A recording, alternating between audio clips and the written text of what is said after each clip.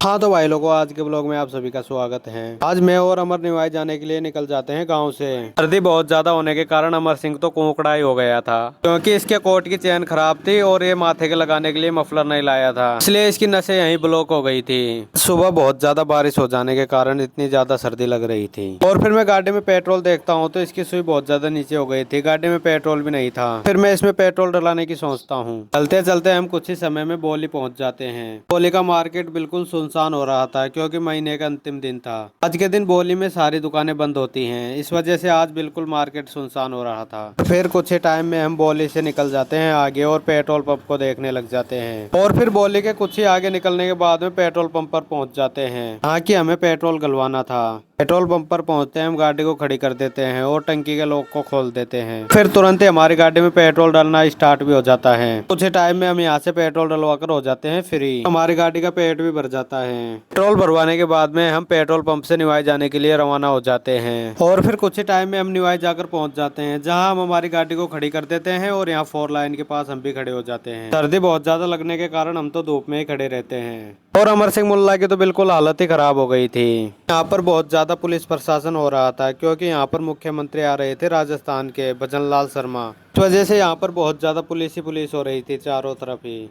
और फिर हम इस पुलिस प्रशासन को देखकर चले जाते हैं कचौरी खाने के लिए कचौरी की दुकान पर। कचौरी की दुकान का नाम होता है KMB स्वीट्स। हम यहाँ पर जाकर देखते हैं तो यहाँ पर बहुत सारी मिठाइयाँ भी रखी हुई थी और गरम गरम कचौरियाँ निकल रही थी। फिर क्या था, मैं और अमर कुर्सी पे जाकर बैठ जाते हैं। पीछे पापा और भाई आ रहे थे तो हम उनका इंतजार भी करने लग जाते हैं। और तुरंत ही हमारे लिए गरम गरम कचौरी भी आ जाती हैं, क्योंकि हम कढ़ी में नहीं चटनी में ही लेते हैं। तुरंत ही मैं इन कचौरियों को खाने लग जाता हूँ। और फिर कचौरियों को खाने के बाद में मैं निकल जाता हूँ निवाई से डायरेक्ट 4 लाइन जयपुर रोड पर, क्योंकि हमें बहुत जरूरी काम था। हाँ तो भाई लोगों, आज के ब्लॉग को हम यहीं करते हैं एंड। और सेकंड ब्लॉग में बता दिया जाएगा कि हम यहाँ क्यों गए थे, हम किस काम के लिए निवाई गए थे। तो ब्लॉग को लाइक शेयर कमेंट ठोक दो।